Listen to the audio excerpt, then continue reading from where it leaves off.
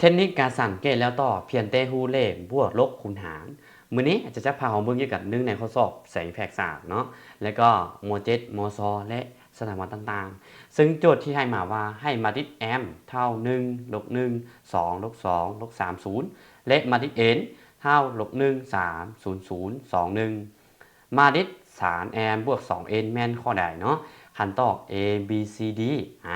ถ้าโจทย์ออกมาจังซี่น้องบ่จำเป็นเกมหมดเลยก็ได้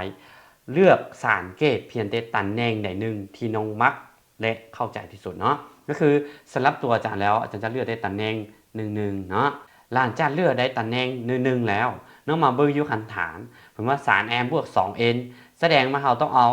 3มาคูณใส่กับ m เนาะและ2มาคูณใส่กับ n จังซี่แล้วเราก็คูณในตำแหน่งที่1ที่เราเลือกมาก็คือ3คูณ1เป็น3และ2คูณลบ1เป็น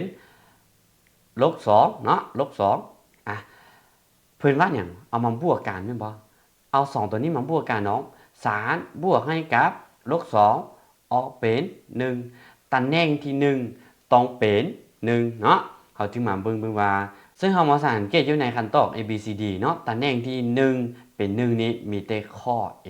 ฉะนั้นคันตอบที่12ก็เลยเป็นข้อ A เนาะโอเคสำหรับเทคนิคนี้น้องสามารถใส่ได้กับทุกข้อสอบที่มีลักษณะคือจังซี่แล้วอย่าลืมพบกันใน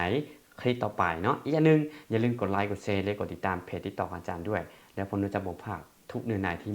มีความสำคัญ